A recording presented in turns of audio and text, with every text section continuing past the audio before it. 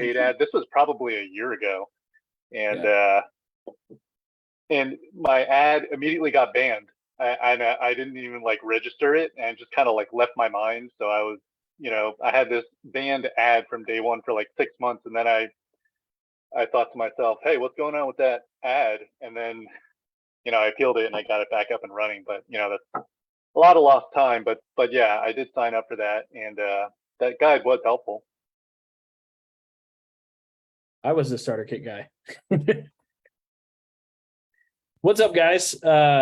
Chris Roeder here. I got Steve. Steve is coming off of a $12,000 sales month with about $3,900 in profit. I wanted to bring him on, and specifically in the starter kit group, because this is where he started. I know, Steve, you've been following us. You were following me for quite a while before you kind of jumped into anything. I know you had kind of a lot of like mental blockades about, whether or not, Recelerator was for you. I want to talk a little bit about it all real quick. And then kind of go through that. We'll be kind of quick on this and just get straight to the point. So you came off $12,000 sales month with about $3,900 in net profit. For all the people in the listening in, what did you mostly sell last month? Let's see. So when I started the Recelerator program, I just kind of dove right into consoles. So it's always been like consoles were always like a core part of what I've been buying and selling. And a little bit of phones. I'm getting more into like phones and iPads and stuff. But last month, what I really got going was cameras, like DSLR camera bundles with lenses and stuff. So I basically took Matt's approach to bundles and kind of applied it to cameras. There's another wild card in there with cameras, especially the shutter count and stuff like that. So you got to be really careful with comps. But just it's almost like anything else. Just run the numbers. If you have any doubt, run the numbers again and again and again until you're confident, and then just do it. It's awesome, dude. So coming into Recelerator, you and I were talking about it. You started off really quickly. And I know before you joined, you were only doing a couple thousand in sales a month. I think like 2 or 3, if I remember correctly. That's and you were really asking me, you were like, I remember I was on a walk and like, you just kept asking, you were like, is this like really going to work? Like, are you going to be able to help me kind of deal? And I was like, of course, and then you joined, then we were just talking about it. You did 10,000 in sales your first month. Yeah. Let's talk about that real quick, because you were in momentum and then you kind of fell off, and we'll talk about that in a right. minute. Yeah. So I think I joined, it was like maybe mid-March, and I had to go out of town for like a week, which was kind of fun because to me, it was like sourcing a brand new area. So like that was kind of like a challenge, and it was a lot of fun. So, I went to Arizona. It was drivable from where I am. So basically like filled up my trunk and came back home and sold it. It was pretty cool.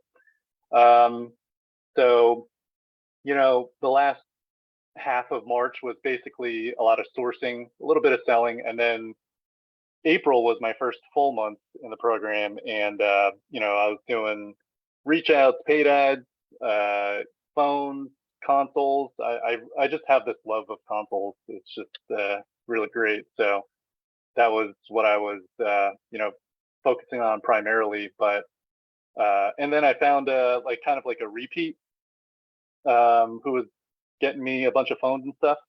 So those two things put together allowed me to have a really awesome month. That's awesome, dude.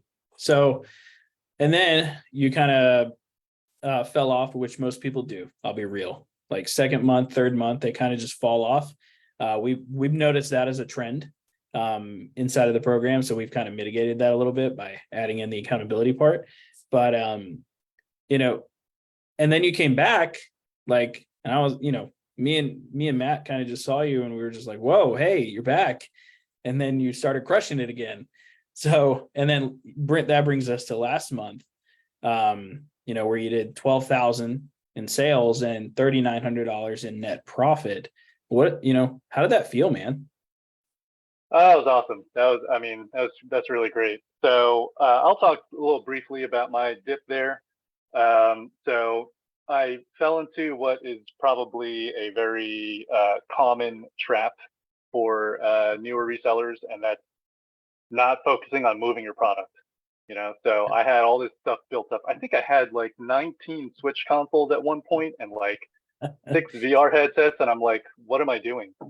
So, so mentally, I allowed myself to kind of like decline. And what I said to myself in May after that, first good month, I was like, I'm doing all this, and I'm not really doing too much to help out my situation. In hindsight, turned out to be wrong, which helped me flip it around. So I guess the first phase of my turning it around was, all right, I got to get all this stuff out of here, and I've made good progress. I'm not 100% done, but definitely like that's like a mental thing that I've focused on getting better at, because I feel like I thought about it wrong. I felt like the acquisition piece was the hard part, but it's really not. It's really just a numbers game. Getting X amount of leads is going to get you X amount of purchases. X 100%. amount of reach outs is going to get you X amount of purchases. So, I mean, that's all math. But so if you look at it that way, everything is easy. You got the money, you spend it, and you have it that day. So I kind of did a 180 on that and said to myself, the hard part's going to be pushing everything out the door. So when I kind of like realized that there's two equal sides of this, that really helped. And so I just kind of kept grinding at it. Had some not so stellar months because I wasn't so focused on acquiring as I was, moving everything out. And that then once I started moving everything out, I think I took the month of August or no, September. And I said, all right, I'm getting back into paid ads. I'm just going to kind of go slow. I don't want to overwhelm myself. And currently I'm still kind of slowly ramping up on that, which is good. So then, yeah. So then, I got back on track with consoles, started doing paid ads in, and just getting that first like lead, buying that phone, and then selling it like 3 days later for like 180 profit. That kind of just that one little deal just kind of like solidified everything for me. And I just kept going from there. So yeah, like I was saying, um,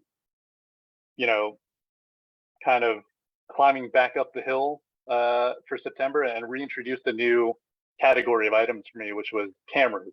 So not only was I kind of like building up momentum, but also taking on some challenges there as well, and that worked out well. Well, a lot of people don't realize with this business is you can like niche down on a very specific type of electronic and you can crush it.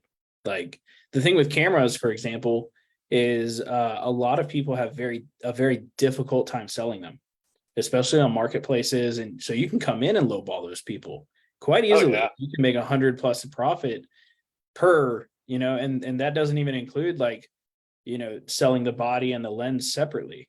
Like Right. I didn't used to do that until Matt, brought up the game console stuff. And you can make more money that way. But I've been talking about cameras for years and people didn't believe me. Yes, they are harder to kind of gauge.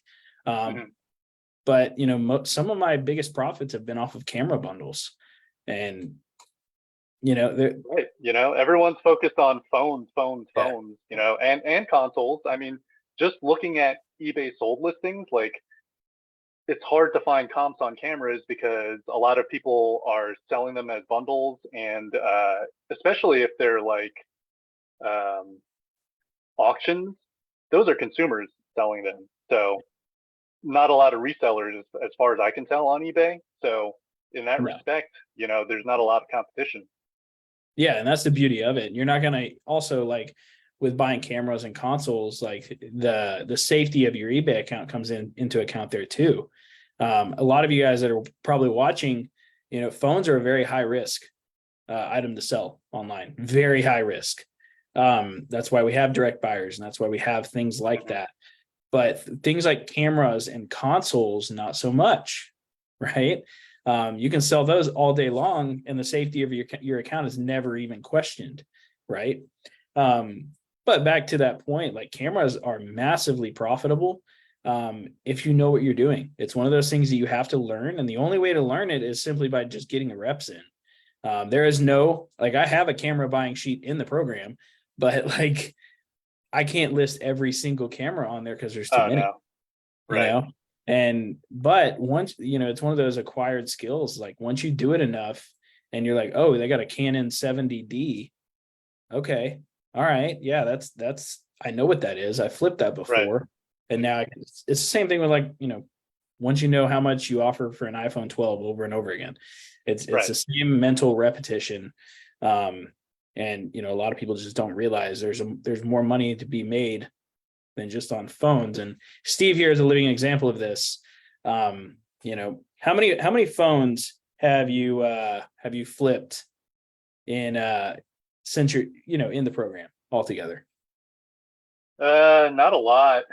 I would say, I keep everything on a spreadsheet, so I could look, but it's not really that much. I'm probably only really flipping like between 5 and 10 a month. Yeah. See, that's what I'm talking about. Like, that's the beauty of this, right? It's like you don't need phones to be successful. If any of you guys watching are, familiar with any specific piece of device, whether that's VR headsets or, honestly, it doesn't matter. I've flipped fish finders before, and I made $300 in profit off of that, and I knew nothing about it, so it's a beautiful thing. And that's why I love this business, because we have all these different avenues we can take. And it's a beautiful thing to see all of you guys in Recelerator kind of like zone in on what works best for you. Because sometimes it's not phones. And, sometimes phones are a gigantic headache. Yeah, they can be. With the whole blacklisting and like stuff after you Yeah. sell it and stuff like that. That doesn't happen with cameras, VR, any of that. So like, Yep.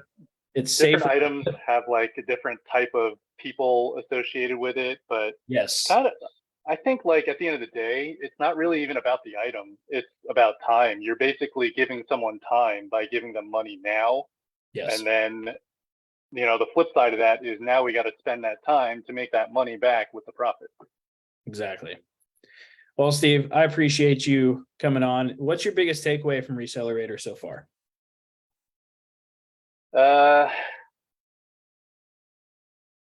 Grind. You got to put the work in. It's just like anything else in life that's like worth doing, right? But you also get the added bonus of like you can get money so fast. You could potentially spend 100 and make 100 profit in the same day just buying the right items. It's really great. And you learn so much. And this could apply beyond electronics. If you choose to go that way, you could probably take a lot of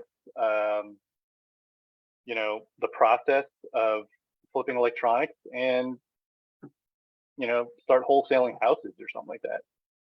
Very true. We have a student doing that right now. So it's the same That's process. cool. Like, she was blown away that I'm actually running her house flipping ads, funny enough. That's cool.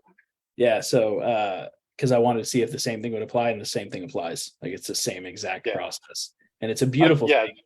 Once you learn how I'm to sure flip, there's more like things involved, but I would say the process is probably very similar. yeah, you run ads, you get people interested, you get in front of people's eyeballs, right? Mm-hmm. You make them an offer, lowball the hell out of them, obviously, and then negotiate from there, and then flip it. So overall, the process is the exact same across, and it doesn't matter. You can replace it with anything. You can do it with construction equipment. You can do it, like, it doesn't matter. It's a beautiful thing. And it's so cool to see you and everybody else in the program just kind of leaning into what you're best at, and what's going to be successful for you and your personality. And I like to flip everything, so that's what I do. So anything I can get my hands on. So, well, it's good stuff, Steve. I appreciate you coming on. Now I Yeah. do have a lot of people on the fence about Recelerator. People are like, all the time they're asking, like, is this going to work for me? And I know I'm only about 2 years into this as a coach. But what would you tell those people that are on the fence about getting help with all of this? Do it. Just like blindly dive right in, listen to the coaches because they know what they're talking about. If you work at it, you'll make your money back in probably 1 to 2 months. And then from there, it's all profit. You don't know what you don't know. And, what you don't know is good stuff. So get in there, get the knowledge, and run with it. Fantastic. Appreciate you coming on, Steve. And Sure. looking forward to your continued success.